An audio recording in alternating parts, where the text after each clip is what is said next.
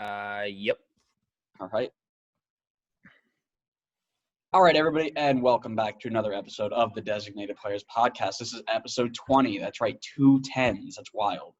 We are joined with three very special guests. We have the usual three, but we also have three very special guests, or two, really, now. We're waiting on a third. But we are working on our biggest collaboration to date, which is really exciting for us.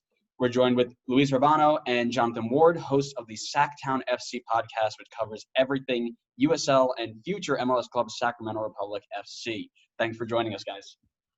Yeah, thank you for inviting us here. And yeah, we're excited to talk all things, soccer.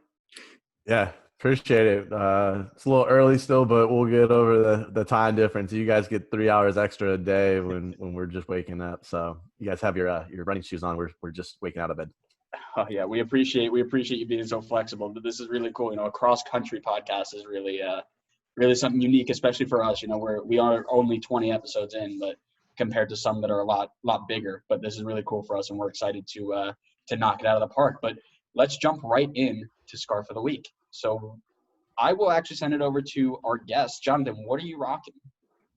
Right now I have the California Storm scarf on. That is our WPSL. It's a semi-pro league in North America and Canada. Our team, the California Storm, who we also are partners with. We do all their media, their game day stuff. So it's kind of exciting. They have these bar scarves that are really nice, and it goes well with the Celtic kit. So we're good. Love that. Louise, what about you? I got a Indomitable City scarf from Sacramento Republic. It's a scarf that they actually sold as a fundraiser for Rayleigh's Food for Families. So they delivered a lot of meals to people in need during this time.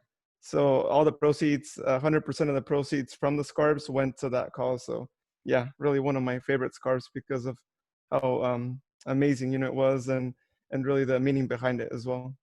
Oh yeah, we're going to talk about that later, but we noticed how much outreach that the club does with its fans and everything, and it's one of the coolest parts about the club, at least for me personally. I would ask Connor what you're wearing, but we all know what you're wearing. But just for our guests, why don't you show off for them what you got? If I didn't bring this, you probably wouldn't even know who I was. So it's only right that I do. But for the guests, it's a nice Atlanta scarf that I got from the inaugural season when I made the decision to follow them. And it's the only scarf that I have, so I wear it every week, and they give me a lot of crap for it. We're going to work on getting him a bunch. He's got to raise his game. Roughneck scarves. I do. We tell him every week. He just never – it's the AirPods, man. He can't hear through. Adam, what do you got? So I can't remember if I brought this one on the show before, other than the Inter Miami kit. But in honor of the Sacramento boys joining us with the red and gold, I decided to try to match as best as I could until I get a Sacramento scarf with my World Cup Belgium scarf. Very nice. And I think this is the first time I'm rocking the actual Red Bull kit. So this might be the first time I brought the kit out. But to commemorate our first cross-country podcast, I went with the USA scarf. New York to Kentucky to California, we're all over the place, and it's the best one I can get right now until I start making my moves on scarves from people that we interview. But why don't we just jump right into what we're looking at and look at starting with the history of the podcast in general. So first I want to ask, before Sacramento became MLS and won their bid, were there any teams that you guys supported individually? And then how did the podcast start? What was your motivation? When did it really start? Things like that. So I'll start with the teams, and then we'll let Louise tell the story because it's Louise's story. But for me, I've always been a Celtic and Manchester United supporter. Before moving back to Sacramento last August, we lived in the Bay Area, so we kind of supported the team on the far. Can't even see here, the Quakes just a little bit because that was the MLS team that was in the area. My son wanted to go to games, but we always had Sacramento in the ear. We were always watching their matches. So when we moved to Sacramento, my son was like, do we get to leave the Quakes and be Republic fans? And I explained to him, yes. So when we had the downtown rally, my son and I took a sick day from school and headed down there, which was kind of cool. But yeah, we're Sacramento, Manchester United, and most importantly, Celtic supporters in this house. And if you're not a Celtic supporter, you don't get to live here. I like how your son asked, do we get to leave San Jose? Not do we have to. Do we get to? It was hard, man. He has a mind of his own for a 5-year-old, and he was ready because he's a Kings fan. So it was like, oh, this is Sacramento. This is what we do, and I'm kind of glad that he knew that. Just like you're a Red Sox fan in my house too. You have to get over that. Interesting. So I still go for this team too, but my team is Cruz Azul from Mexico. Born and raised, always, just with the team as being my number one. But MLS wise, I mean, I kind of went on and off too. I didn't really have a team that I really supported. I was more like, hopefully it's a California team. I did follow the Galaxy there for a little while, but I mean, to be honest, that was probably just because they would always get a really good designated player. Whereas the Earthquakes never really brought anybody, honestly. It was kind of sad. But he had a crush on David Beckham, just like everybody else in America. Adam does too, evidently. But yeah, so there wasn't really, I wasn't really too into the league too. And then 2013 came about. I heard about Sacramento possibly getting a USL team and started to follow it more closely. And then I saw some of the games on TV, their first season. Sadly, wasn't able to go during that first season where they won the championship, but I did get to start going second season and, just got hooked on it. Eventually joined our supporters group, Tower Bridge Battalion, and the rest is history, really. So podcast-wise, how we started, it's kind of funny. We actually could go back to last year because I hopped on Twitter. I posted a tweet asking if anybody would be really interested in starting a Sacramento Republic podcast. And, I had actually listened to 2 or 3 others that were out there. And I always thought it would be great to have something on my own where I could do kind of my own format. I could do it kind of get my own twist to it and, just have a team like that. And I didn't get any response last year. The tweet just kind of went away. And so I looked at possibly maybe joining one of our other local Republic podcasts, but sadly, they actually did not respond to me. They left me on red, and they did send me a spammy Instagram message, which apparently their account had been hacked, which is kind of weird. But this year came about again. It was the beginning of the year, and I thought, why not? Let me send out another tweet. Who knows, it might actually work out this time. And within probably 12 hours, John responded there.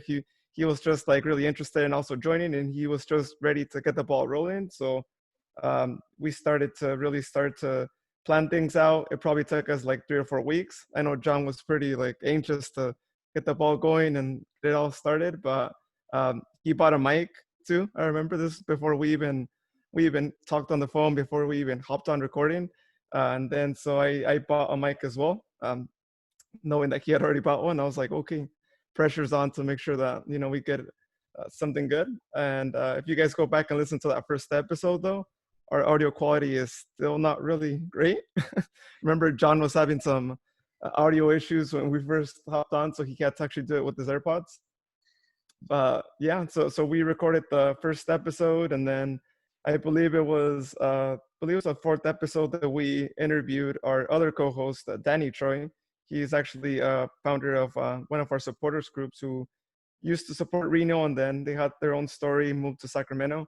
And so after we did that interview, things really kicked it off between us two. And I remember John telling me, like we should get him back on the show. And so went off from there. And then, we established this whole like 3-team thing with the podcast. And then probably halfway through the podcast as of now, another co-host of ours, Michael, joined in too.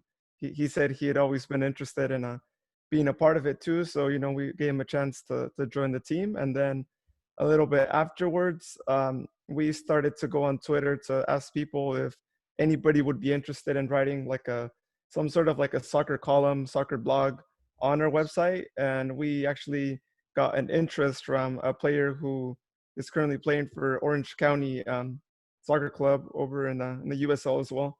And so that's Seth Kasipli is his name. And so he joined, and we've had him on a couple of episodes and also some of our lives that we do too. So it's kind of how our team has been kind of growing and molding itself. But I mean, initially the podcast started to, just do some Sacramento Republic talk each week about that, maybe interview some people that are on the team. And so after, COVID hit us and we all started going under quarantine, we had to really plan things out a little bit differently, because now we weren't going to be covering games too. And so, I think it really helped us, because we helped really change the main point of the podcast to also, just talk to the soccer community in general.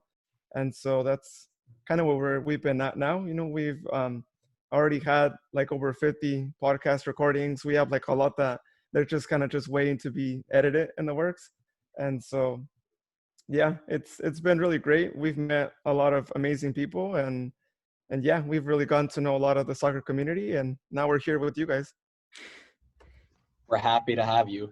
Absolutely happy to have you.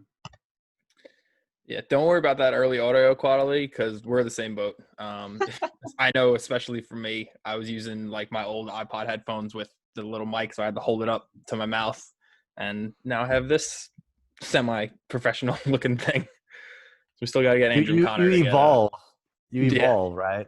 Mm-hmm. And it's always funny to see that, going back, and if you guys go back to listen to episode 1, at the end when we're doing our outro, even John tells me that he's like, a year from now we're going to be listening to this and we're going to be, thinking like, what were we thinking? And like recording like that too. So it's funny, I think you can go to anyone and see the first couple episodes and notice that audio quality wasn't there, but eventually you start to really change that, and it's a funny story to see, to go back and just see how things got started and whatnot. And I could think of like the way we do shows now versus the way we did those like first 5 shows, and how much of a difference it's been. We are definitely more organized now, and we definitely have a much better intro song than what we did at the beginning. So it's just a constant evolution, and it's really great, to be able to look back. Oh yeah, if I went back and listened to that first episode, I think I might just delete the whole podcast.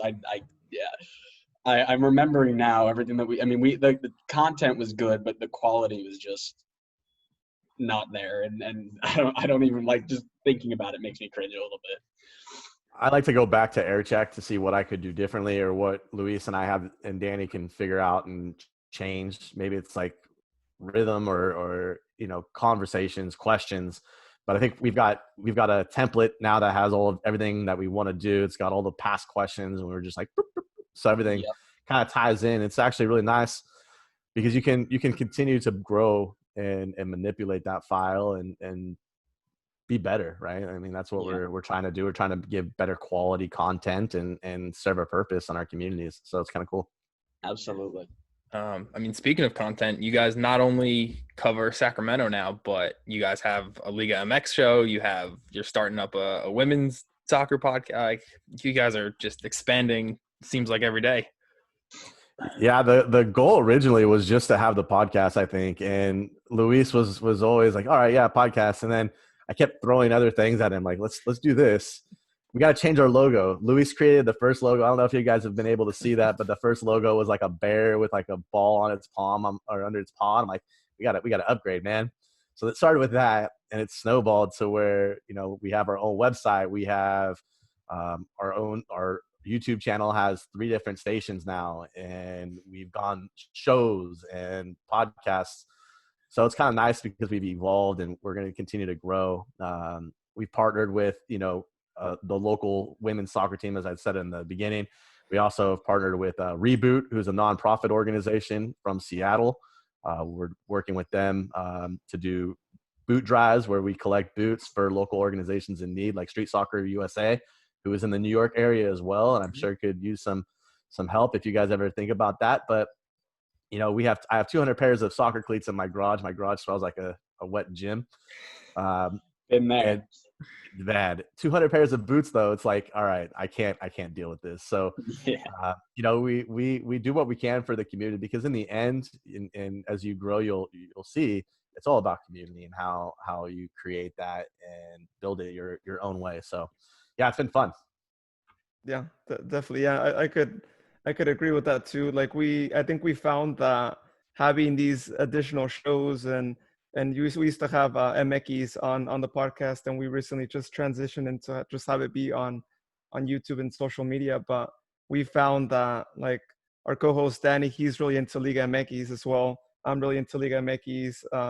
On the SacTown UK side, Michael is really into the UK game too, and so we found that they like to do they like to talk about those leagues, and we figured let's give them a platform as well where they can actually talk about that, where we can interview former players, current players, and so far it's been pretty good. I mean, SacTown UK only has one episode that we did on Wednesday, but Emekis we've been able to already interview like 5 or 6 players, or past players too, and so it's been really interesting to be able to see differences and interviewing international players versus interviewing players that are from here as well. So it's definitely something we're continuing to grow, and I think we're really enjoying the fact that we're able to have a platform for that.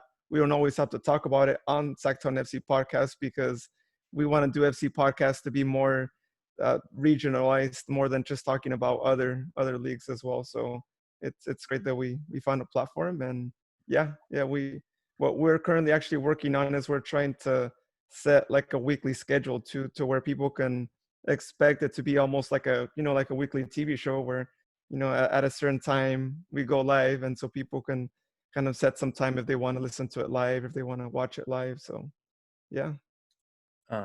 So since you're actually the first, I think, Liga MX fan that we've had on, I'll just ask quickly, what do you think about getting rid of the relegation? I think it's the biggest mistake they could ever make.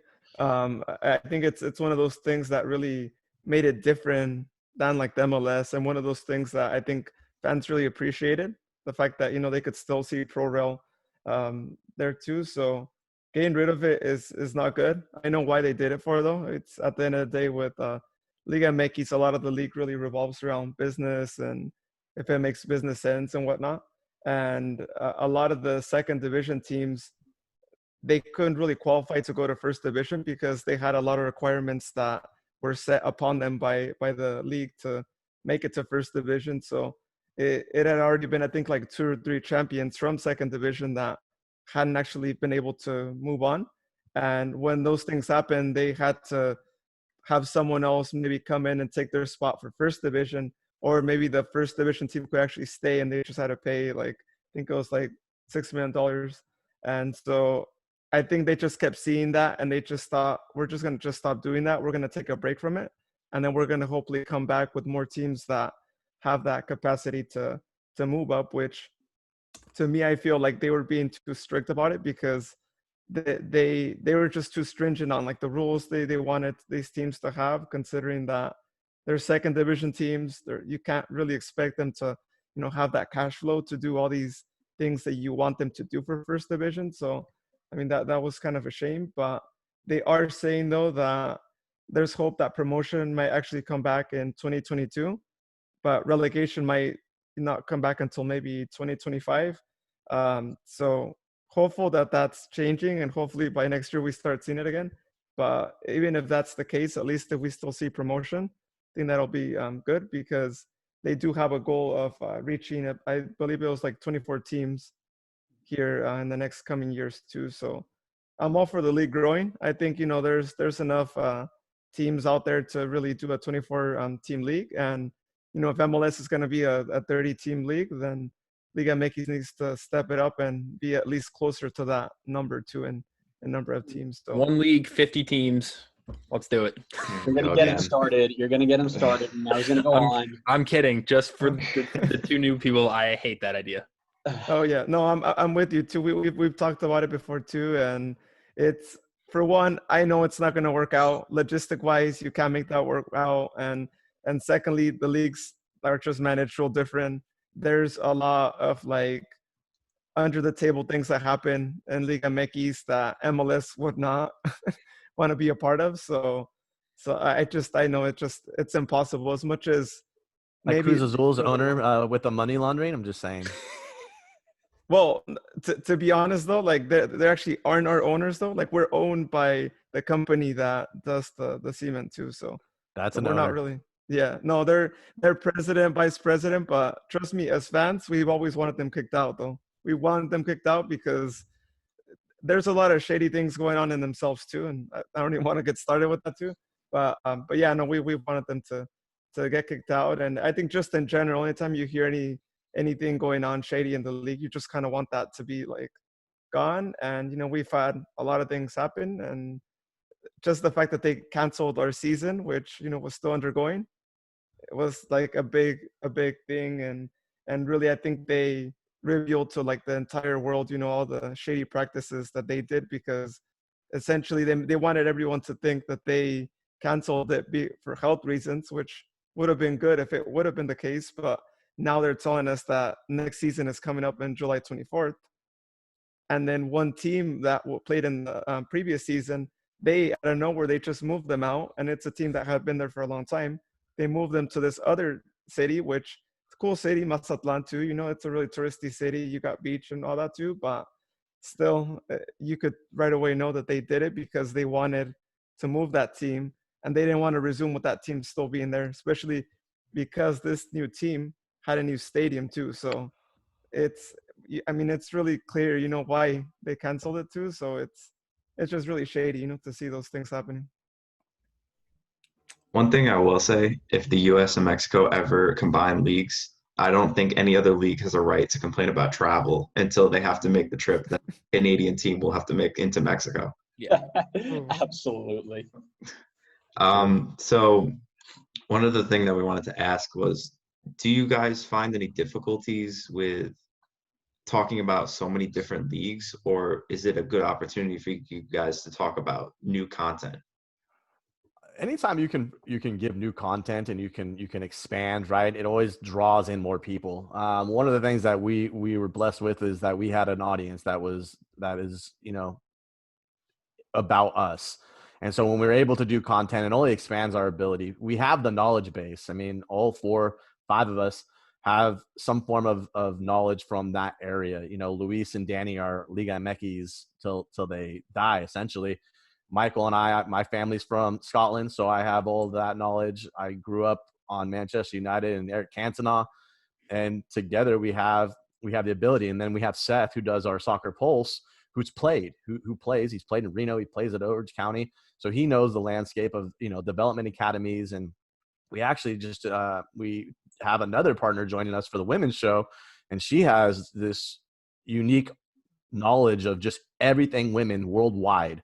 And to the point now she's actually studying the college game. So we've been able to use our experiences and our knowledge to really create this network, this platform that appeases and gets to all people. I mean, we aren't just talking about USL or MLS. Now we're able to branch out and get more listeners and more follows and more understanding of the game. And the way we do it is a little different.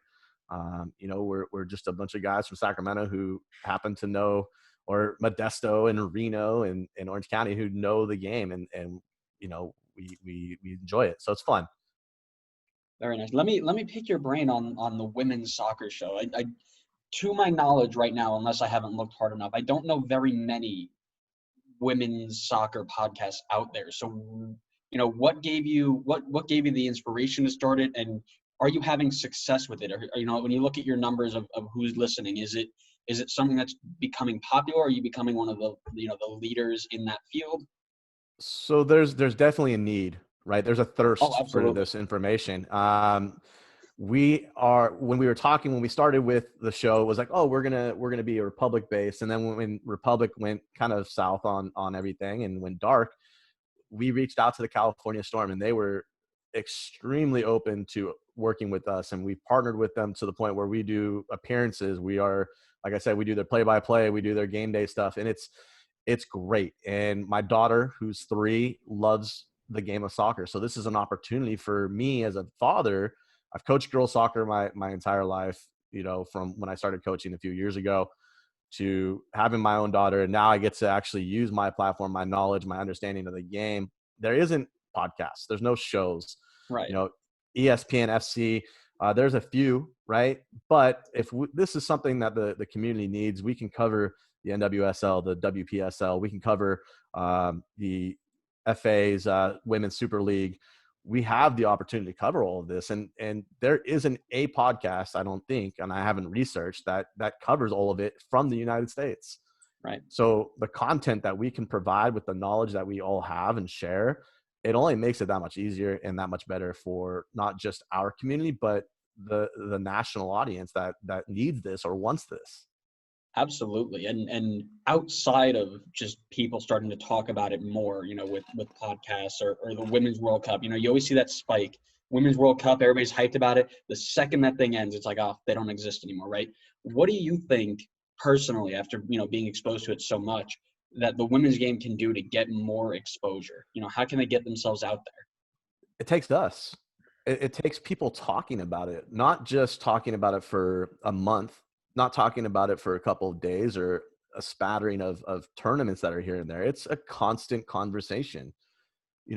For men's soccer, we can talk about it till we're black and blue in the face all year round, right? Like, we can have those conversations. That's just the way it is.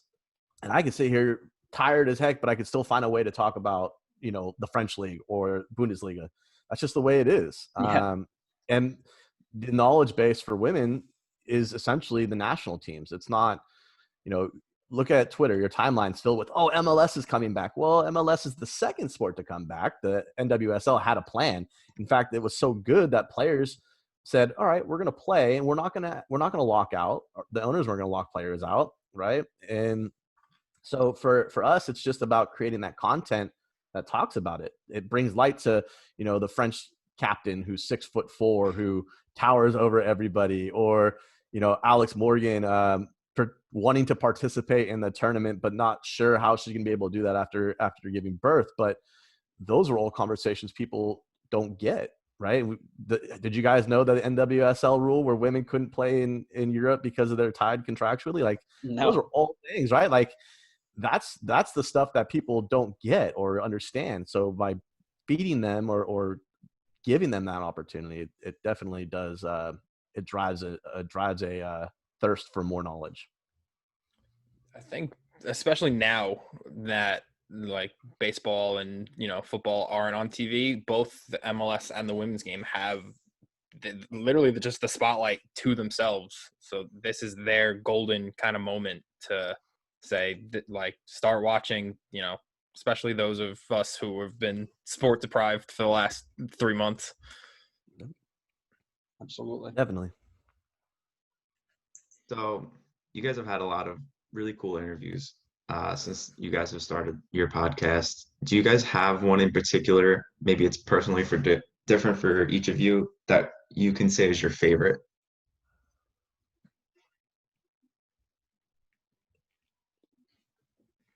I'm Yeah, still so think thinking about this one. Yeah, yeah. I mean, I think our favorite, at least for me, was the Brandi Chastain interview. Jamie Lavoie and Brandi Chastain. Jamie is the owner and coach for the California Storm. Brandi obviously is an American, women's player icon.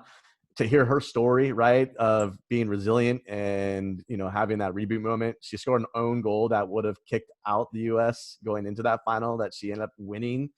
So there's just a lot of stories. Don't get me wrong, we've had train wrecks along the way.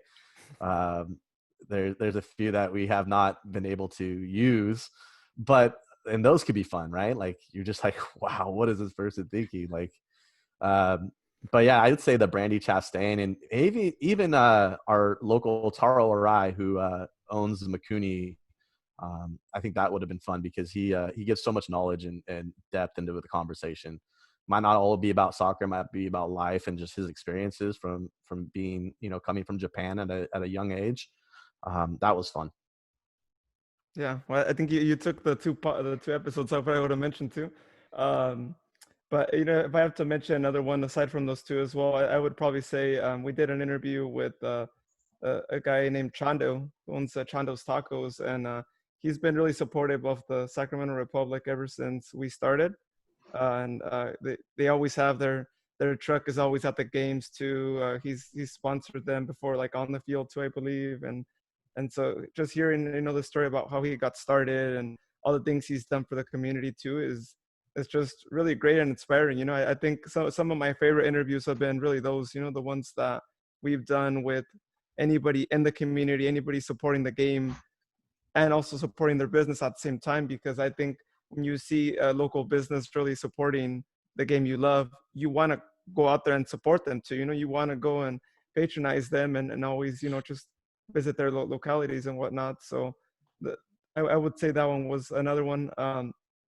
Also on the SacTown and Mickey side, and this was probably like 2 weeks ago, we actually got the chance to interview a legendary Liga MX player who is actually one of the foreign players that's actually played the most games in the history of the league too. Like this guy, yeah, his name's Rodrigo Ruiz, also known as Pony.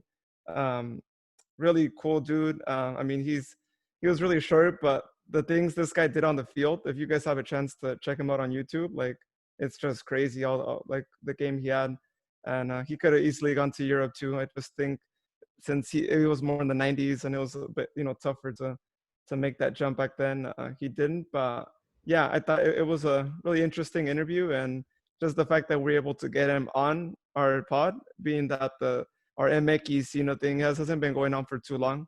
We probably have, I believe, like 6 or 7 episodes right now.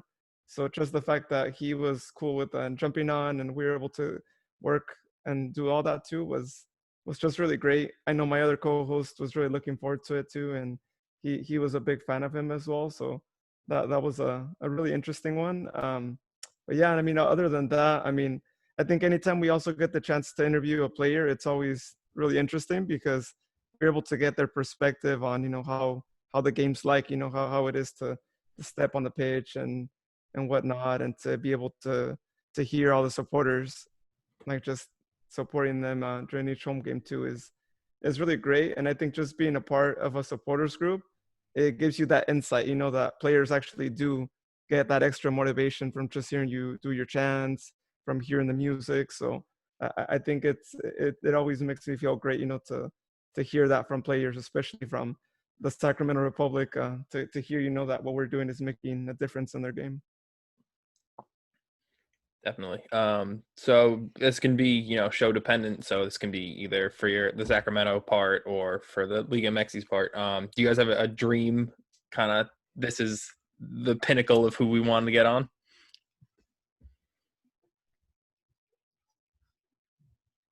I would say for SacTown FC, and we might actually get this to work out too. It'd be amazing if we did. It'd be cool if we got Landon Donovan on the show. That to me would be like the best thing that could happen to get one there too. For Liga MX, we do have a couple. I mean, if we were to get all legendary Hugo Sanchez on, I feel like. Oh, now you want to hype up Hugo. Oh, okay. No, I mean, I never said he wasn't a good player too. I'm just saying, like, Yeah. I think it would be great, for that platform. For UK, I don't know who you would say, John, but I mean, going back to David Beckham, just because you brought him up earlier too, I think David Beckham on SacTown UK would be the best thing that could happen there too. So yeah, I mean, Henrik Larsson. Yep. Henrik Larsson from Celtic. I think that would be huge. I would love to have that opportunity to get him on, because he was the king of not just Scotland, but also he went to Manchester United and dominated for the loan spell he was there. But I think for what we're trying to do, and we're trying to grow that community, we would have to go with the GOAT from the women's national team. I would love to get Mia Hamm on to talk about what made her successful, right, and how she grew into the player that she was, and even life after playing, right? She's got her foundation. She's a part owner with the LAFC. Her husband was a really dynamic shortstop for the Red Sox and Dodgers. But anytime you have those individuals that you can have on that might be overlooked in many occasions, but then you have like the one that everybody knows. Everybody knew who Mia Hamm was. Everybody, even the some of the gentlemen I played with, they would always want to know more about her, like what she did, because she had such a knack for the game, and you know, that's just kind of where I would stand with it. But yeah, Hugo Sanchez, Blanco. If we could get Blanco on, that'd be kind of cool because he can give us some insight into the Chicago Fire days. Like there's all that side. So, you know, the legends would be who you want to speak with. And I would probably also say, like, if we could get also like Clint Dempsey would be cool too. Get his take on you know, playing in England and playing here too. So one thing, you know, I'd say for you guys, and I think for any other podcasters out there too, is that if there are players, if there's people that you want to get on your pod, I don't think, you know, it's not bad to dream. It's not bad to like want to get someone and kind of work towards it, because if that person is open to it, you know, after you've been at it for a while, then I think they probably would not mind to get onto. And it's just like our other co-host Danny. It's one thing he always says too is that, like, if he were a player, like, he would want to be on. You know, he would want to like answer the fans, hop on these interviews, and really just talk the game with fellow fans too. So at the end of the day, you know, there are some players and former players that are like that and that are willing to get that extra hour, because I mean, at the end of the day, you know, like, they wouldn't get paid what they get paid if it weren't for us buying the merchandise, going to games and whatnot. So you'd be surprised, I think, sometimes when you interview some players and when you actually do get like a response back from them, that there are some players that you probably would have thought like, oh, they're probably not going to jump on, or they seem like the kind of player that wouldn't even want to like do these things, but they actually do, and they actually end up being a really great person to talk to too. So never give up, and always, you know, try and if you want to get an interview, like, just work towards it and find your way to be able to communicate with that person and try to get them on your show. I think would be the best thing. I would say it's, you know, Alexis Guerreros from the Cooligans said it best for us was, you walk up to somebody and you approach them, you say, why haven't you been on my show? And that's kind of that's like the idea, right? So you have to have kind of a bit of swag to what you're trying to get out. So I can guess at who Andrew and Connor would be dream guests. Andrew would say either Dax or Louise. Andrew, you're muted. Yeah, you're muted. I hit my dog was starting to bark. That's on me. Yeah, so yeah, I'd take either of those. And Connor. Josef. Yeah, I was gonna say. Or somebody from Chelsea. Oscar. No, I don't think so. I honestly think that my dream guest would maybe be like Jimmy Conrad. Oh man, Interesting. Side story: I was supposed to meet Jimmy Conrad in freshman year of high school, and it got snowed out. Oh, I don't remember what it was for, like a leadership thing, and I was supposed to meet him, and then it got snowed out and never rescheduled. This is your perfect opportunity to be like, back when I was in high school, you tell them the date, you were not able to come speak to me because it got snowed out. You should come on my show. That's how you need to approach this right now. Absolutely. You know, I'm going to start that tweet like as soon as we're done here, and we'll send it out.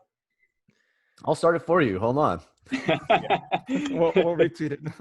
I was gonna say, Andrew, any guesses on mine? Yours? Yeah, I'll give you a hint. MLS player. MLS? Yep. Jurgen Locadia.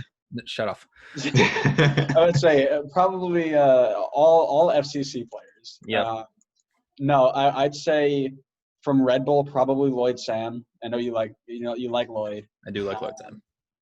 And then if you're gonna go Miami, I'd say probably Pizarro or Lewis Morgan. Probably. I know you love Lewis Morgan. Lewis Morgan is very good. But I'm thinking neither of those teams. I'm thinking Zlatan. Oh, well, he's not. Yeah. Imagine the episode you could have with that man. That's why I didn't go that way. He's not in the league anymore. But yeah, if you had said like former, yeah, that was my first choice. I have a quota on our show that I have to bring up Zlatan at least once an episode, even if he has nothing to do with the topic. So go for it. Yeah. I'm just sneaking him when I can. If he had ways to bring him on.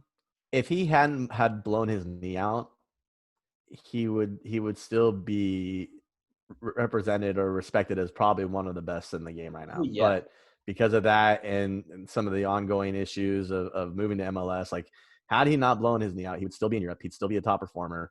At least that's what you like to think, right? I've had 2 knee surgeries. I don't move the same. And it happens, right?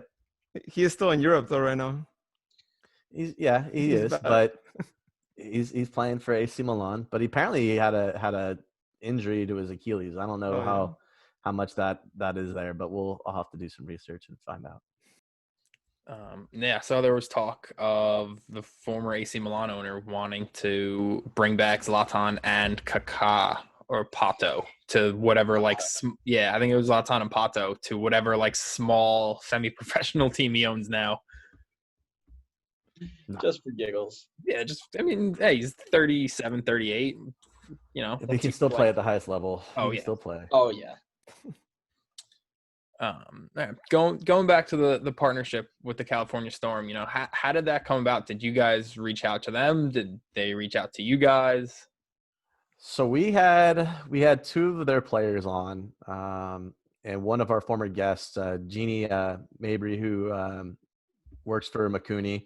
She introduced us, and we had them on. And during the course of the conversation, it just was a really solid conversation. In the end, we essentially just said, hey, if you ever need anybody to do media, or if you need somebody who can help you and you need a platform, we would love to partner up with you and make this work. And the executive board member and the owner and head coach were like, hey, why not? Let's do this. So we've had a great relationship. We've done a lot of awesome things in our community together, and it's only going to get bigger as we go. In fact, Monday, pay attention to Twitter and Facebook. There's a huge announcement coming that we're really excited about, and I can't wait. I can't explain it, but it's like that teaser, right? I want to say it, but I gotta hold it to the chest for a little bit longer. So tomorrow. So you guys clearly have a lot of knowledge when it comes to NWSL. So kind of curious to see what your take is on the proposed expansion that the league is looking to do. Well, anytime you have expansion, right, there's always that what if. We recently got Bev Yanez, who came down from Seattle to live and help at Copa and Walnut Creek, and she was going to join the Storm. So everybody up in Seattle was like, oh, she's going for NWSL. Well, expansion doesn't happen like that. You have to go through the process. We felt that in Sacramento. We were often the bridesmaid, never the bride, until this last go around. Cincinnati got a team, Miami got a team because of Beckham. Austin got a team, right? Charlotte's got a team. Like, all these people are getting teams. In Sacramento, we've had the biggest fan base. We've had the best supporting groups. And we were never given that opportunity until we had to pay almost $325 million to get the rights to even consider ourselves MLS. So NWSL works kind of in the same idea, right? They have 9 teams. They recently took a team out of the market in Boston, which hurts, right? And you don't have a team in California. How you don't have a team in California with the Earthquakes, with Galaxy, with the LAFC, with the Republic, with even USL, right? But we have all these WPSL teams from Davis, Sacramento, Bay Area. There's multiple teams, and not one women's team in the NWSL. So it is only a matter of time before California gets it. Maybe 2 teams, who knows? But with the expansion, that process takes forever. It could be next year. It could be Monday. It could be any other time, and it's not Monday. I'll tell you that right now. But those are all the opportunities. They're definitely out there for fans.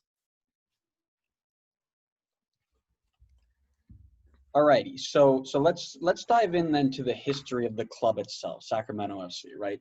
So tell us a little bit about kind of where it started, how it started to grow, when it started, just little basics for people who kind of don't know anything about it. You want me to start, Luis, or I can start with kind of the grassroots of it happened over a cup of coffee when somebody said, I want to do this. I want to start a USL team, or I want to bring MLS to Sacramento, and it just snowballed into so much more. So Luis has the storytelling, so we'll let Luis go with this one. Yeah, it was back in 2013. They made an announcement, that they were going to have a team, and they actually, I remember they put it out to the fans to figure out logo design. I wish I would have been good at graphic design back then, because I would have loved to have actually designed something for them. And I remember that I think they sorted them out to a Final Four picks, and then so people got to vote on which logo was the one that they were going to go with. And then I believe it was during a halftime I think it was during a halftime of I don't remember exactly what they called it. It must have been like just soccer day or something at like our minor league baseball team that we have in the city too, where they announced the logo, the name of the team, everything too. And I wasn't there, sadly. I wish I would have been there. But from what I hear is that they were supposed to announce it. They had their time. They were going to announce it. It was going to be all dramatic with like I don't know if they had a tarp around like the logo and they were just going to lift it up or something like that. But turns out that they ended up leaking it before.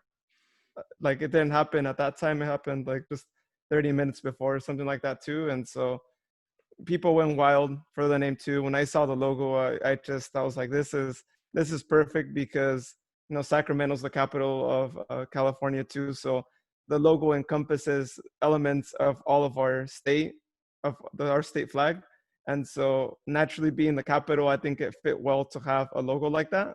And so we went on from there to have our first friendly match, which was at a local community college, which was a pretty big stadium. It wasn't anywhere near small.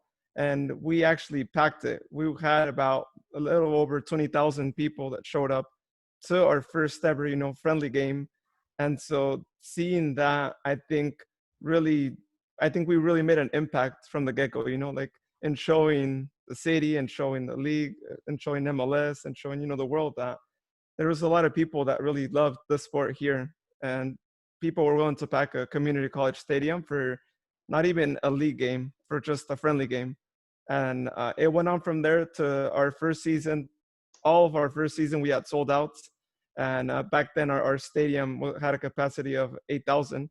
So our stadium, actually, they built it, I believe it was like, or it was ready like week 4, week 5 of when we started our season. But our first couple of games were played in that community college stadium. But we were filling up that stadium full season. Actually, one of the reasons I didn't go was because they always had sold outs. A lot of people who were season ticket holders back then. And then second season came and they brought more seats and they extended it to 11,000. But that first season was really magical. I mean, we made it all the way to the final. We won the championship, and just the stories leading to that are, I think, really epic. Really, it's almost like something out of a movie, because in the semifinals, we were down 2-0 against LA Galaxy's Los Dos, or their second team that they have. And in a matter of like, I wouldn't say it was a matter of like 30 minutes, we actually scored 3 goals to just, take that game. We scored like almost at the last minute, the third goal. And so it was a magical moment, because when they scored the first goal, which the first 2 were penalty kicks, but when they get the penalty called, it started to rain too.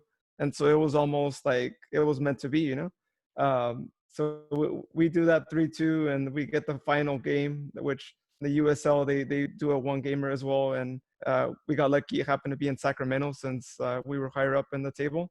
And we won it 2-0, and it was good. It was a good story to tell, because it was our first ever season. And, not only were we kind of making our mark with like having record attendances match after match. I mean, again, we were packing the stadium all the time, but we were also able to be champions that first season, which wasn't an easy feat, having a first team, having players who have never played with each other, and just to already have a good chemistry going on.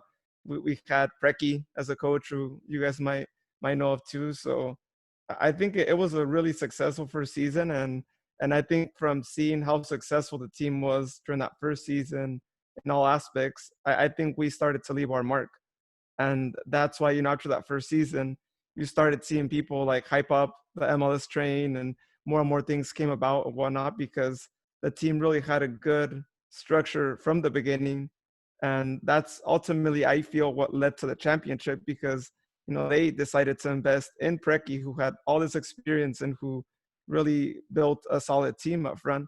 That's one of the reasons why I think MLS started looking more at us, really, because they saw that we had everything. We had the game, we had the people coming to support us, and And so, it took us a good like 6 years to actually make it to MLS. But now that we're actually in, I'm just glad we're in, as much as it was pretty frustrating from a fan perspective. And I know that up until even like 2 years ago, we started to see like attendance kind of drop because, we it had probably been like our second, third time that like we were so close to making it to MLS, and then something happened, and then out of nowhere we're just out of the loop, and people start hearing that it's one of our investors dropped out.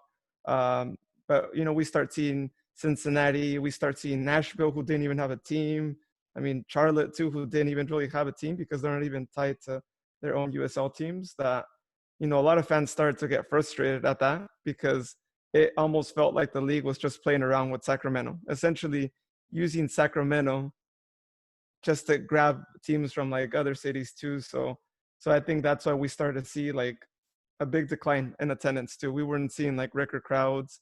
A lot of people posting online like this is never going to happen. You had a lot of people doubting it, even as to we got closer as to like the team when they were making announcements that we're still working on it and whatnot. We had a lot of doubters, and I guess understandably because we had already been through it for 6 years too. So when it finally happened, it was amazing. Like John was saying, that block party that they had, I actually went to it too. I actually had to leave work a little bit earlier as well, and it was really fun. I mean, they had it in our downtown. I don't even know how many people were out there. I'm probably assuming probably at least 10,000 people were out there. But it was just really amazing, and I think a lot of people, they were waiting for that moment, and so when we finally heard that announcement, we kind of already knew like a week before, just because it's kind of hard to hide something like that, especially when the team is saying like be on the lookout on Monday, we're gonna have a block party of some sort. It's like, why else would we be celebrating? Like we weren't in first place in the USL, so that couldn't have been the celebration. So it was just really great. I mean, again, it's something we're really looking forward to, and the fact that they're building a new stadium in this area of town that has been largely undeveloped. It was an old rail yard station too that they're converting into this really amazing stadium, and also like adding a bunch of things around the stadium too, like a hospital, like hotels, huge shopping center too. So it's going to be a really like big thing, and it's going to help grow the city too. So really looking forward to it, and it's going to be great. And so now we're actually just hoping that we actually still join in 2022, because we haven't heard of any construction news on the stadium as of recently.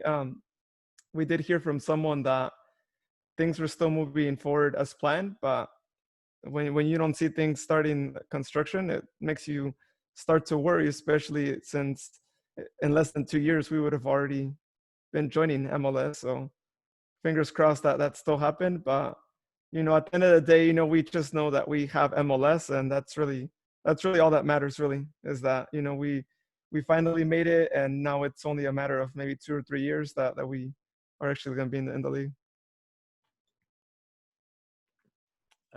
Correct us if we're wrong, but you guys recently got new owners or a new owner?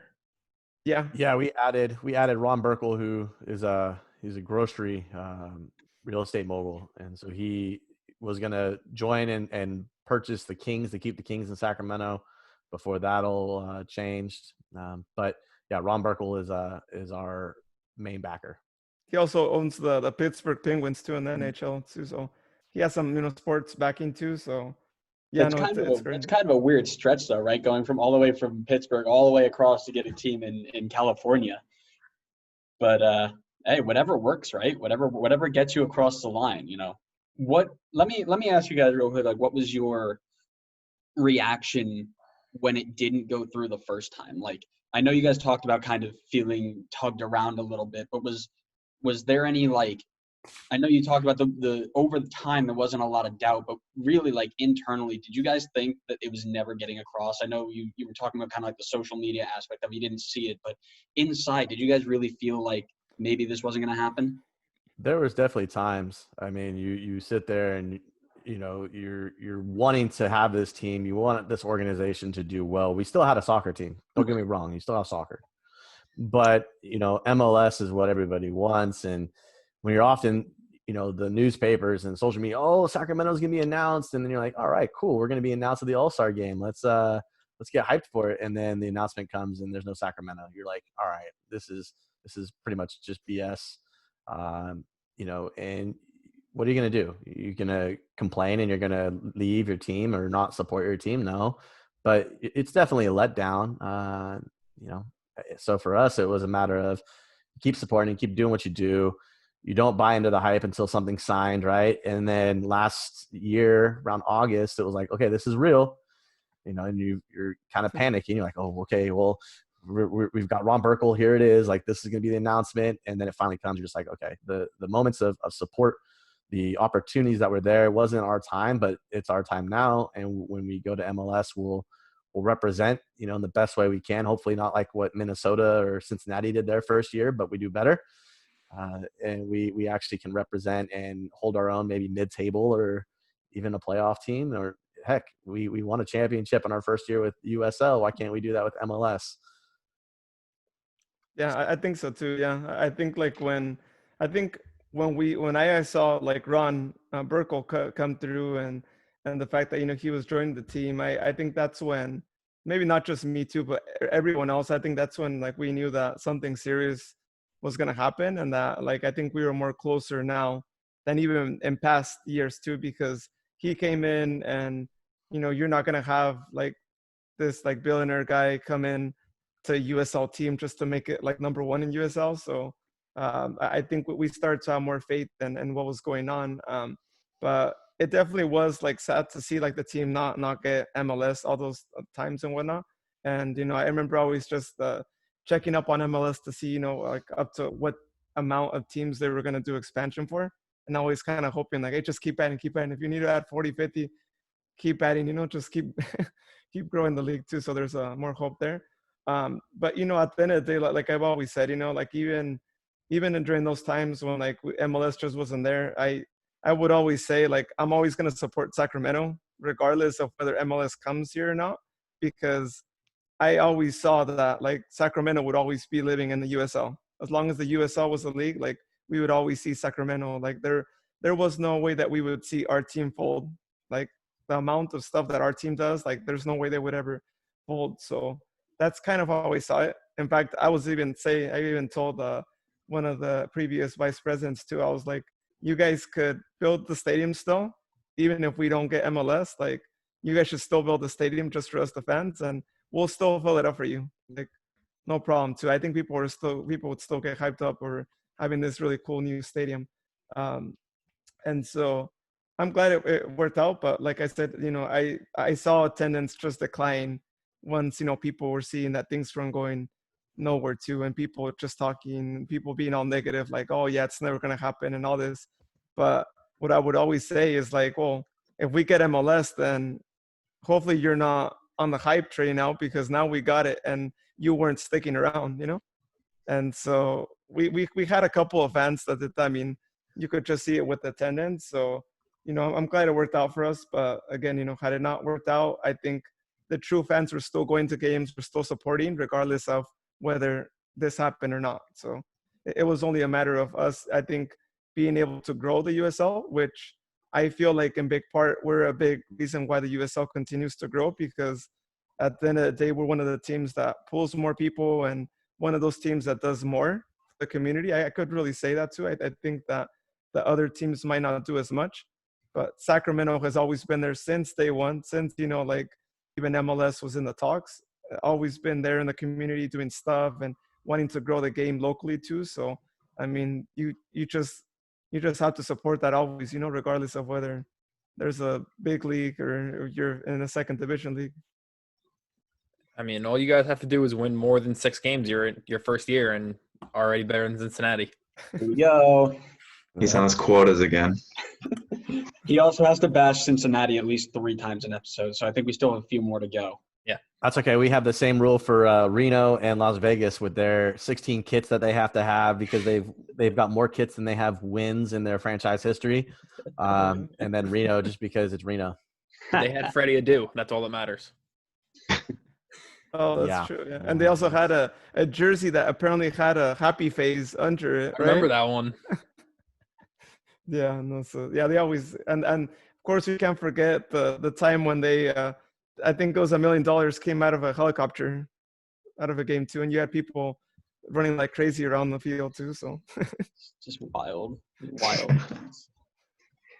So kind of keeping on the topic of attendance with Sacramento.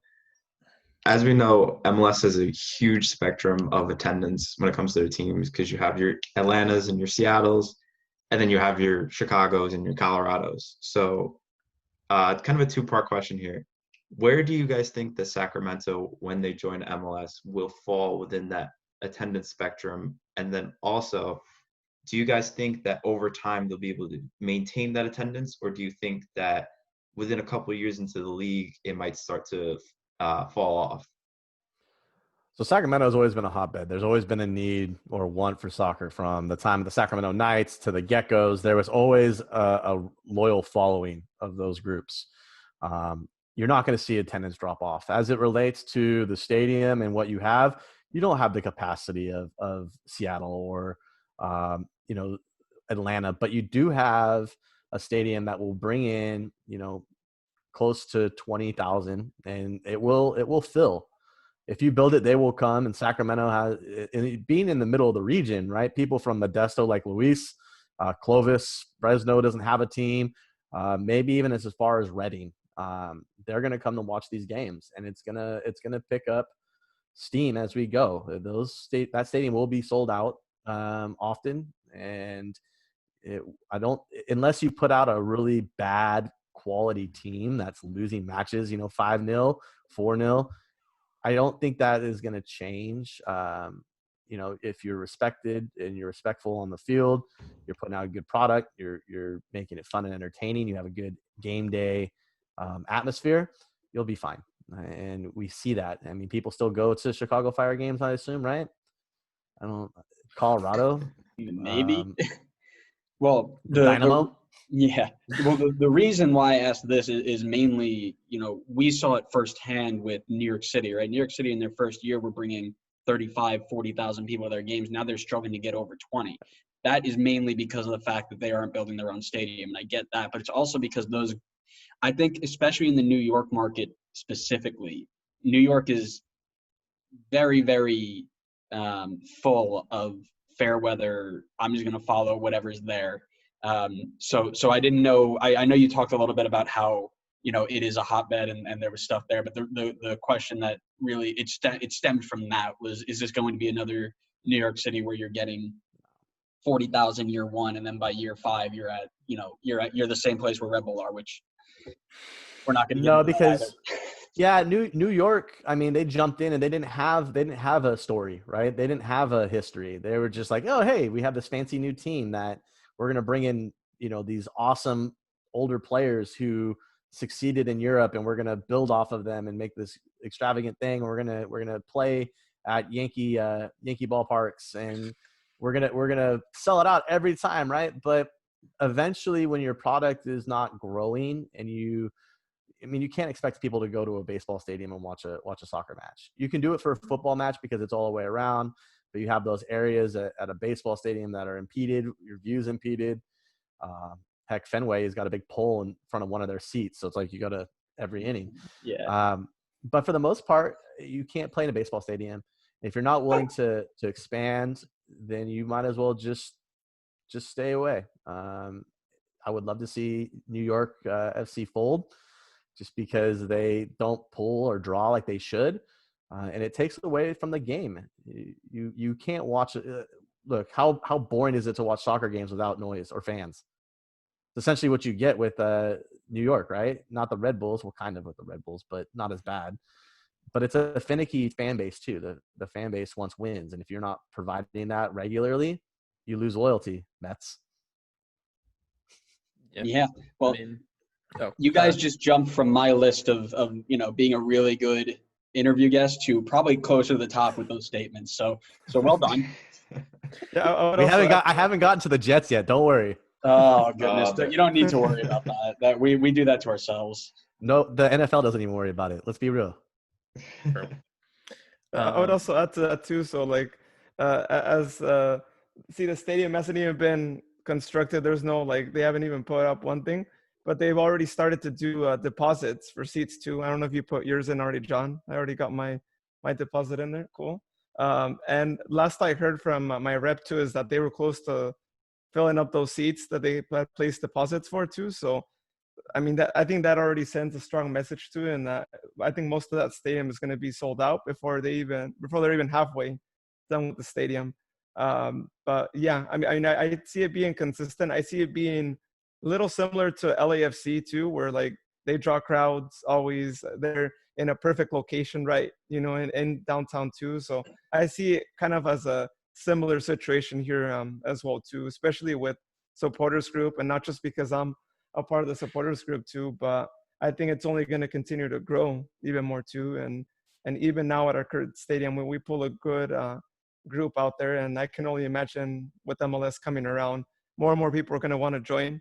They're going to have their own section, and it's going to be a little bit similar again to the LAFC 3252 in the section as well. So I see that being a consistent, and I look at it for this way. If in the USL, yes, we saw it drop, but that's mainly because MLS not being called up on. Had that not been the case too, we would still be seeing sellouts every single season. And I was even telling John in our first podcast episodes, but for this season, and sadly, we only got to see 2 games. But I was already thinking that this season and then the following season for USL, we would probably be seeing sellouts or seeing pretty much a really packed stadium as people get hyped up knowing that this team is going to join MLS too. And so I think if we start seeing that, especially in these 2 years, and if we look back at our first 2 years, our first 2 seasons, we would always see people attending games regardless. It was USL and they were still attending games. Then I can only imagine that in the MLS, it's going to be the same way consistently, especially knowing that we're playing against these teams and there's more competitive teams. And I think beyond just that, and I forgot who, someone told us, we interviewed someone, and I remember someone mentioned this too, but they made a good point. We're not only going to be pulling in fans that do support the Republic, we're also going to be getting fans who might just be more casual fans that, want to see a Carlos Vela, want to see a Chicharito. They want to go to these games because they're playing against this other team. Or maybe they're from LA and they're just LAFC or LA Galaxy fans too. So I think we're going to be pulling in fans from just all over. And Sacramento and just California can get pretty diverse too. And, people coming in from all over the country too. So it's going to be a unique spot. And I think it's going to be a sellout every single time, or at least we're going to see a pretty full stadium, no matter who we play with too. And again, that's just based on seeing the USL, seeing that even in the USL, we've had games where we might play against just to think about maybe a Rio Grande, who might not be as competitive, or even actually I'd say Tulsa. Tulsa is not that competitive, or even one of the second MLS teams too, where people probably we drew with Tulsa. How are you going to say Tulsa's no good? We drew with them. We shouldn't have though, but that's another. But we did. They changed their name though. If we're talking about comparing teams based off things they should have done, Red Bull are the best team in MLS history.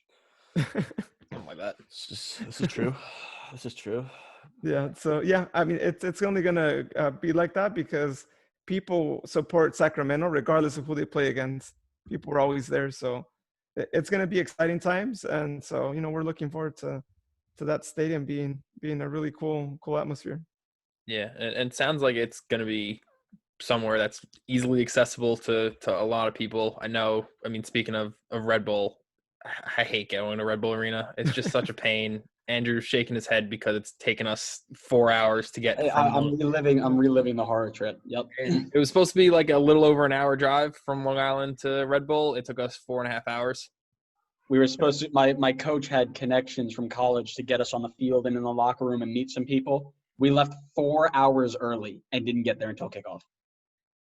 And guys, I think one thing that I did want to say though about like some of the teams that you guys have mentioned that do draw crowds and are always there. If we look at Seattle, if we look at Portland, like what two things do they have? Or what thing do they have in common? Well, they started in the USL. They kind of started forming that whole team, that whole like fan base and all that. And I They think have a that's probably history one of behind the, them too, though, Luis. yeah. Remember that. I mean, Oh yeah, going even they're back, yeah. hotbeds.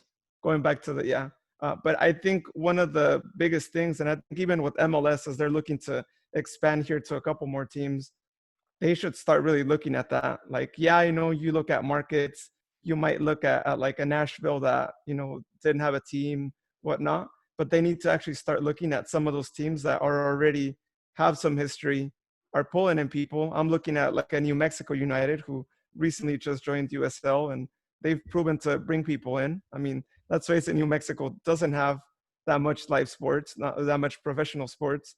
So you need to start looking at that, because that's how you start forming that loyal fan base. Let's be real. They are going to have a team in Hawaii before they have a team in New Mexico, because nobody wants to go to New Mexico. Everybody wants to go to Hawaii.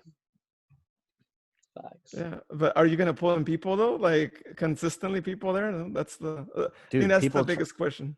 Look at Vegas, man. Look at the Raiders are in Vegas now. They got a hockey team that sells out every single game. Every game. Doesn't matter if there's shark jerseys or whatever. They sell out every game because of its travel. People want to go to Vegas. People want to go to Hawaii. Next, they do ignore the lights, though. Yeah, they do. Well, I would too. Cabo's going to get an MLS team before New Mexico. Cabo San Lucas has my pitch. I will go own that team. But I think, like I was saying, at the end of the day, it's really looking at like who's more established too, and not just dropping a team just to drop a team somewhere, because then you have those issues. Like, I mean, I always like to like play around with them, but like Chivas USA and how bad that team was, probably one of the worst teams to ever come to MLS, and I don't know who thought that was a good idea. Terrible idea. Chivas. Yeah. Well, MLS, like got into it too for a little bit there. And then they wanted to create that rivalry, which was no rivalry with LA Galaxy. But really it's being able, to really understand more of the markets, because you're going to have situations like Chicago and Colorado too, where you don't have that much support. And I know with Chicago, a big thing was that they weren't even playing in the city. They were playing on the outskirts. And now I've heard they went back to Soldier Field, I believe, right? Yeah. To downtown. So I think it's things like that. Like once the league starts seeing that, like some teams don't pull that much of a crowd, they need to start reconsidering things. Like, should we move this team? Should we just do Ask Columbus. Yeah. Ask Columbus. Columbus was going to move to Austin. And then, I mean, that was a win-win. People wanted Columbus to happen. They wanted Columbus to stay. Austin had buyers who wanted to come in and build the stadium and create it. So they really made a mess of that, because they wanted to take Columbus, move it to Austin, but then you still have a fan base who is thirsting for it, much like they did with San Jose. And I think they saw that that was going to happen again, and they did not want that to happen again. So San Jose ended up getting a team, and they did what they needed to do for Columbus. To be fair, though, like not to create some controversy here too, but I've always said that the Earthquakes should probably relocate. I've been to a couple of matches, and it's so sad to see how much people they pull in for their supporters group. And even just in general too, because to put things into perspective, like Republic played against them in the Open Cup, and we played at Bahia, and so we had the chance to go, and we pulled in a good crowd too. We were pretty much, I'm not even kidding, we probably had more people that came to support Sacramento than they had in supporter group down there, like cheering on their team.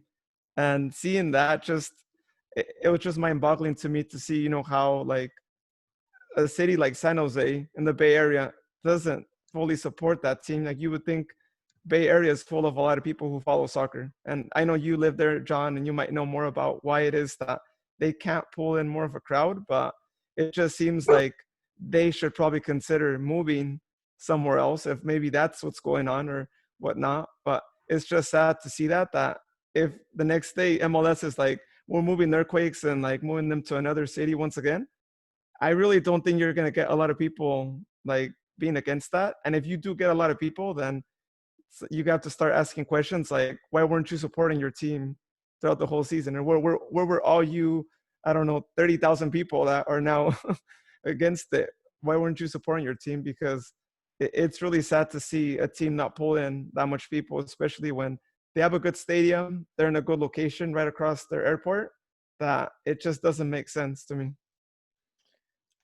Yeah. So the flip side of that, are there any USL teams that you guys think should be the next clubs if MLS expands again? Like the ones that are, constantly pulling high attendance rates that have those markets that you think could survive in the MLS?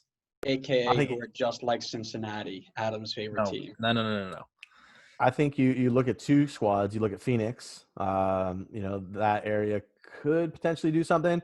The other is Louisville. I think Louisville has a program, has a plan in place. They're building a stadium. They have a good fan base that's rabid for soccer, and good bourbon. But for the most part, I think Louisville and Phoenix are your two hotbeds right now. That if you were going to go MLS or you were going to have teams, those are your teams that you would have as your go-tos. Kentucky represent, baby. That's what I like to hear. Louisville is actually really big down here, and it's kind of weird. I walk around my complex. I live in Lexington right now, and I walk around my complex, and there are people who are rocking Louisville like polos and stuff.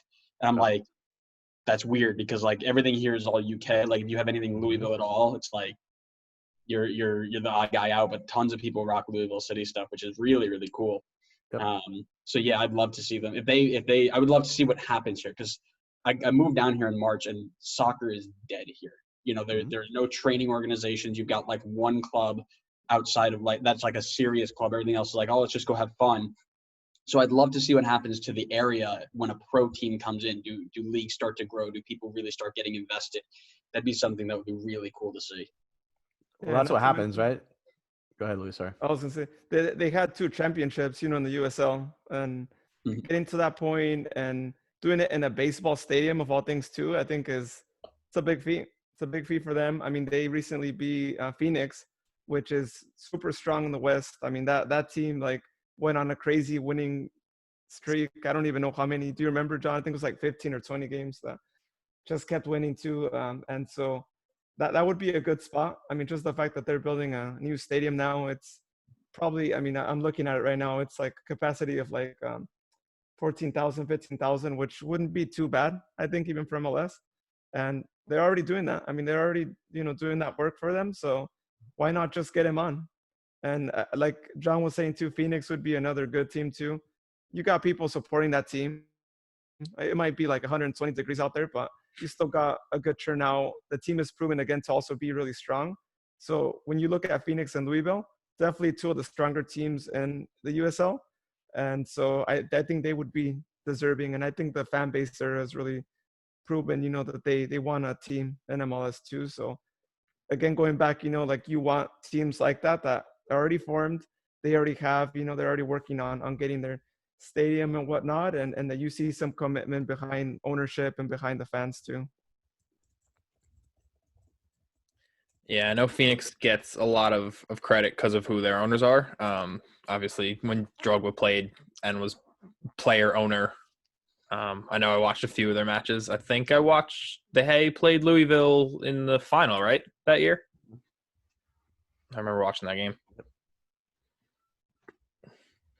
So I know that you guys touched upon this a little bit earlier on, but what's the community relationship like with Sacramento, and what are some of the things that maybe you guys have been involved with either the community or with the team or both?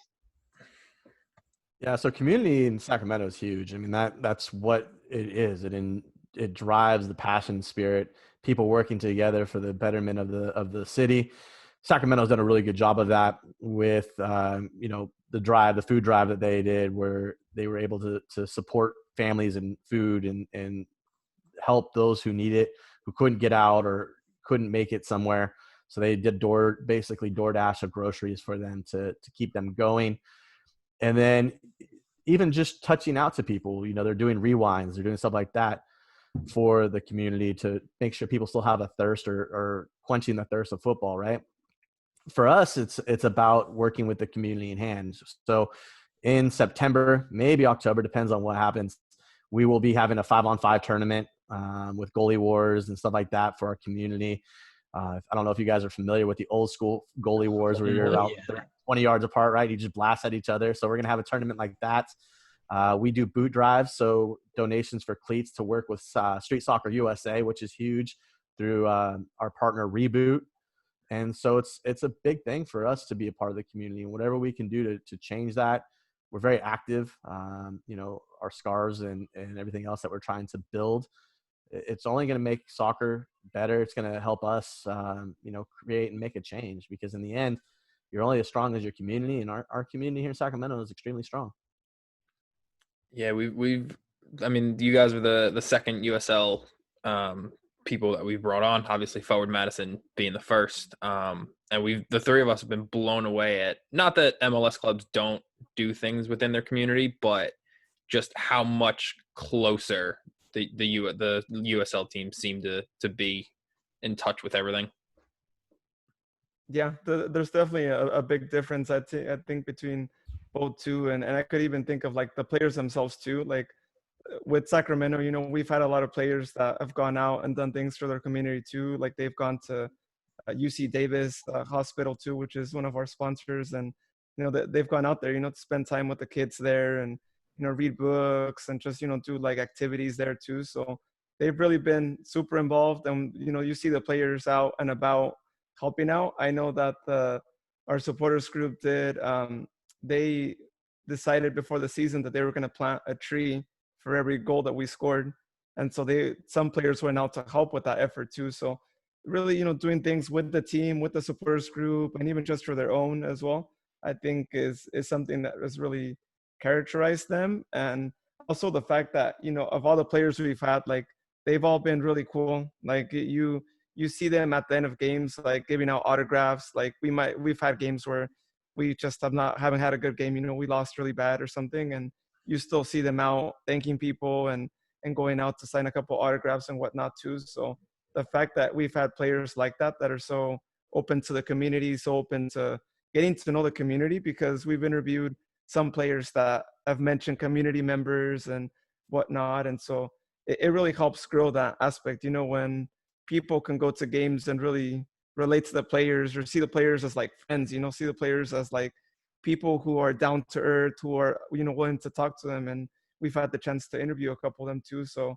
it's just really great to see that atmosphere. And it's one of those things that, we hope continues to move forward, especially as we join MLS, because if that's the case, like, you're saying, I think it's going to make us really stand out. And at the end of the day, hopefully it also inspires other teams to also do the same, because we just, in the podcast, we always say this too in the podcast, we just want to grow the game nationwide, international. We just want to grow it everywhere too. And if we can do it through our podcast, through our live TV shows, then that's phenomenal, because, we accomplished that. That's the way you do it. That's the way to look at it. And that should be goal number one right now is Garber puts out that statement, how he wants to be a top 5 league within the next, 2 years. The only way to do that is to start growing and to start spreading it around. And that should be every team's and every person's outlook on it. That's the way it should be. But I got one more question before we go to a little challenge for you guys. And the question is, you join MLS in 2022. You're the 4th Californian team there. Who is rival number 1? San Jose. It's right down, hop, skip, and a jump. I mean, it's an hour and a half drive to San Jose. That's your rival. So I think for me, that's who you're going after, because LA has LA. You could potentially say Portland, but Portland has Seattle, and Vancouver has Seattle and Portland. You got San Jose doesn't have a rival, so this would be like that would be the team. I would say San Jose too, but just based on how San Jose is and whatnot, and yeah, we've had some history with them. I would also call my personal rivals LAFC, just because in their first season we played a friendly game at our stadium too. They barely beat us 1-0. Could have been a 0-0. But we also had an Open Cup game against them that same year. This was like 2 years ago, and we gave them game. In fact, we were winning twice. We went up in the scoreline twice in their stadium. And I mean, sadly, we couldn't keep it up, and they scored the winning goal at the last minute too, we had that. We stopped the penalty too at the end of the first half. So we really, showed that we had a good game against them. And I could see a big rivalry coming along with us too, because you have the 32-52 traveling everywhere too. I'm sure they're going to make some travels to Sacramento. And you got our supporters group, Tower Bridge Battalion, which is also going to pull in probably the same amount of members. And I wouldn't be surprised that we also are like them too, where we start seeing some of our supporters just like travel everywhere too. And we're also probably going to fill their stadium too, or whatever section we get. And so I could see a little rivalry going on there just because of the really loyal fan bases that are formed around that. And just because of our little history we had there on that Open Cup where we could have beat them. All right.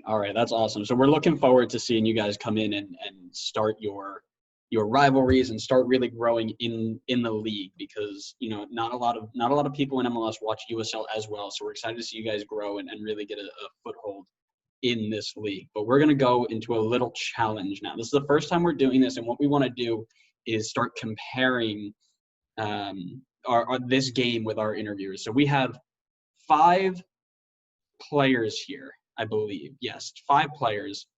Each one has 5 hints attached to it. And what we're going to do is give you a hint at a time and see if you can guess that player. All these players are tied to Sacramento. So basically, if you get it on the first guess, we'll give you 5 points and then take off a point each time we give you a clue. And what we're going to do is total that up at the end and then kind of have like a running tally for everybody we interview and say that Sacramento got 25 points there. They are top of the top. Nobody's knocking them off. And see kind of the knowledge that everybody possesses. So I'm going to let Adam ask the first question. If you guys are ready, you have any questions about how it works? Are these currents or current and former? I will say the last one is not a player. He is just someone who has been a part of your team's history recently. The rest, I believe, are all current players. Okay. So first up, clue number 1. I grew up playing in the Liverpool Academy, even though I've never played for the first team. That's easy. Yeah. That's Billy and BJ. Yep. All right. That's 5 points. He's actually our podcast magic. It's a little quick side story here. So we interviewed him. He was actually the first Sacramento Republic player that we interviewed. I should have probably said this as one of my favorite ones too. Oh, yeah? That's awesome. So we interviewed him, and then I believe it was the next day or 2 days. Actually, we interviewed him twice. Actually, I'm wrong.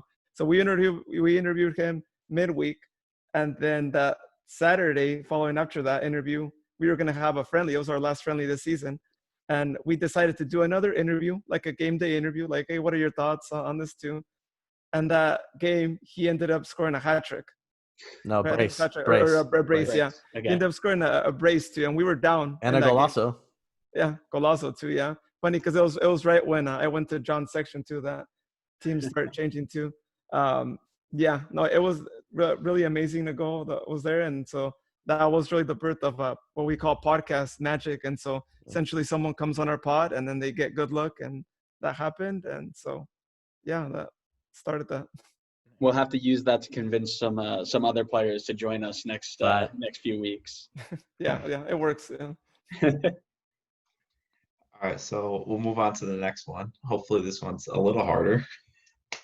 First clue is I've made 457 appearances over my 18-year career as a professional.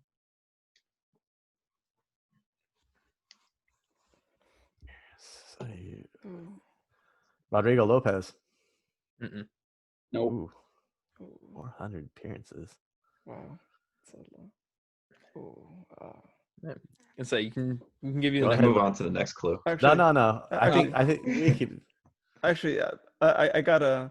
Was it Cole from England? Mm-mm. No, it's current players, dude. Current Just players. Give him the next one, Connor. Yeah, All that's right. good. Next clue is my highest FIFA Ultimate Team card is a 66 rated silver when I played for Blackpool in 2011. That Deckel. Yeah. Yeah. Dang it. I I went with Rodrigo because of the caps, and then I'm like, oh, you said Blackpool. Damn it. There it is. Oh well. Alrighty. I'll jump over to the third one here. Clue 1 is I went to Peninsula College and led them to a conference championship with 16 goals and 15 assists.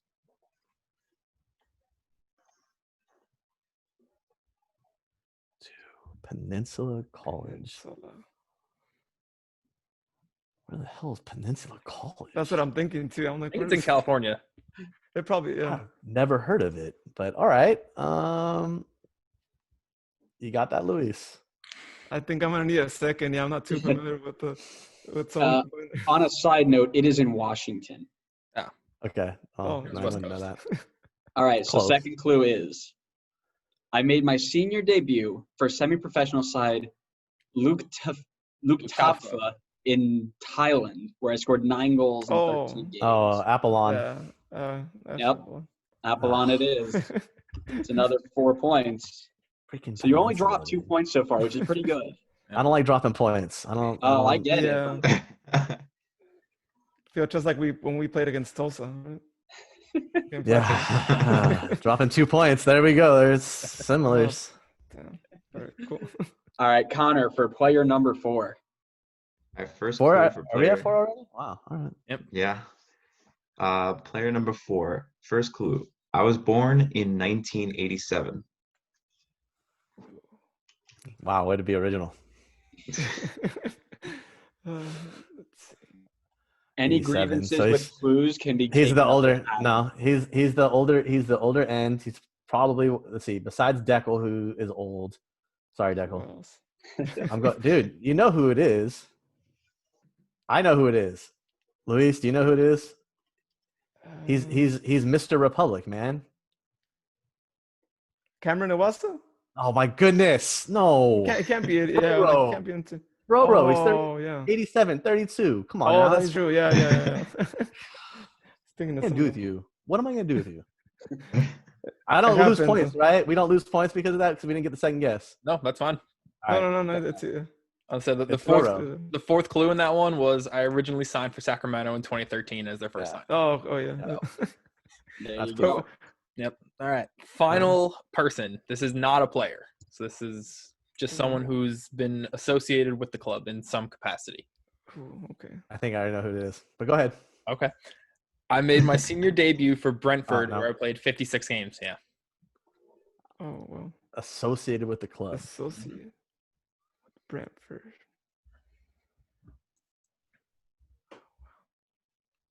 Associated. So it's a player that, right? It was a.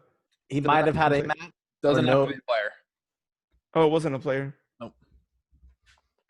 Brentford. Brentford. So former player, potentially a coach. Virginia staffing. Wasn't Preki, right? I don't know where he. Was not. Preki started in the middle of nowhere.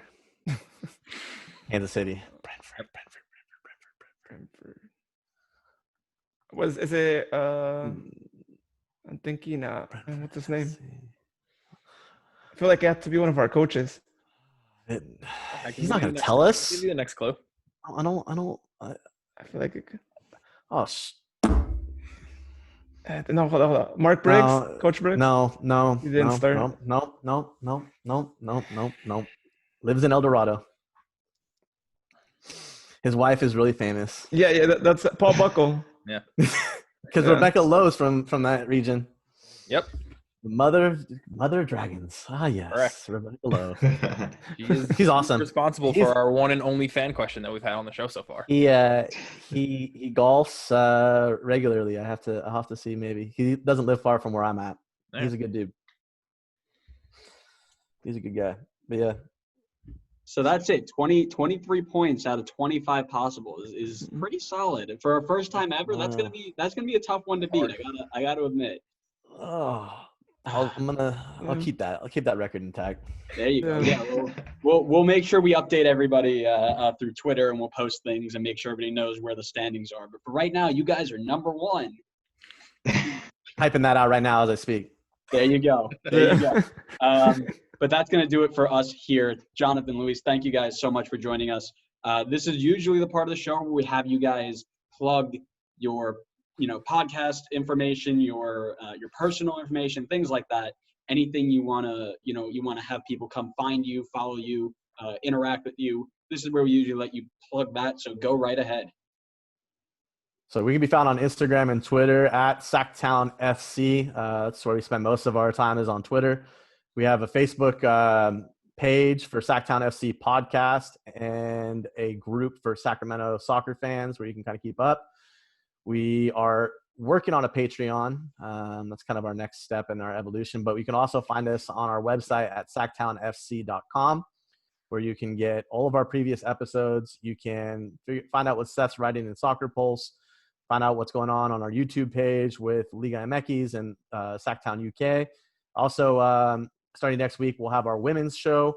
Our name is still in discussion, but we will have our women's show probably starting Tuesday this week.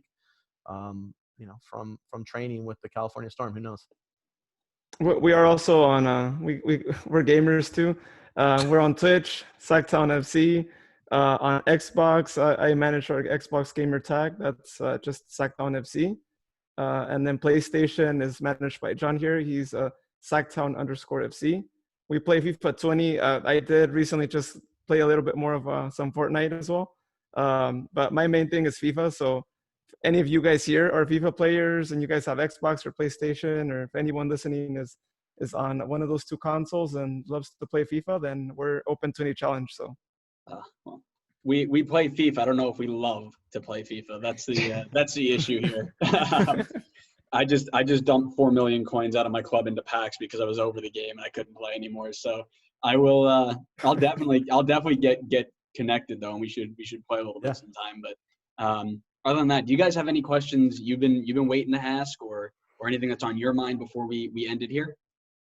What's next on your guys' journey? You guys gonna branch out, or you guys interested in joining a network maybe? We might be. We got some interesting interviews possibly in the pipeline here. We're looking to get Mike Grella and Lloyd Sam on, as well as Quincy Amarikwa, who we're still working out the details on those. Other than that, with MLS coming back, we're going back to talking every week about what's going on and how things are working. We're going to look to try and bring guests from different teams in the group stages so they can come and talk about how their team is doing, because when you play 3 games a day for 3 weeks straight, you can't watch them all. So we're going to try and get other people in to make sure that they can update us on things that we haven't seen yet, so we can have a more general overall MLS vibe instead of a Red Bull Atlanta, Inter Miami every week. So that's what's in the pipeline for us. Do you have any cool things coming up? I know you can't talk about what's coming out tomorrow, but anything else you want to tease at?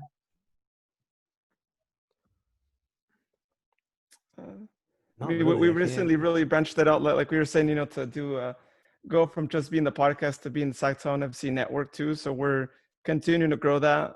We have a lot of ideas in mind too as to what more things we can add on to that too. But it's really great. Again, I wanted to thank you guys for inviting us here and being on here. It's been a really cool talk here. And my last bit, I think, of advice I can give to you guys from us having the pod for like 4 or 5 months so far, is that I think that the main key to success is really making sure that you're consistent with pods and that you always have a strong team. And it looks like you guys are really strong. You guys connect with each other too, and that's been our main thing here too, from John, Danny, and me, who were the 3 originals per se too of the podcast too, is that we kept going at it. COVID hit us and whatnot, but we were still still getting out content, working our ways to getting more people on the show, to making sure we were more consistent in posting, because in the podcasting world, people want to see more episodes each week and want to see like a consistent flow. And so that's I think one of the biggest keys. But if people see that you have a good connection on the podcast, then they're assuming you have a good connection off the podcast too. And that's a really big thing when you're able to really have that connection off the podcast too, because it really ultimately translates into the podcast as well. So that's my last bit of advice there. We will make sure we heed that advice. We really enjoy you guys coming on too. This was a great conversation. We had a really good time, and we are very excited to watch you guys grow, and we hope we can grow along with you.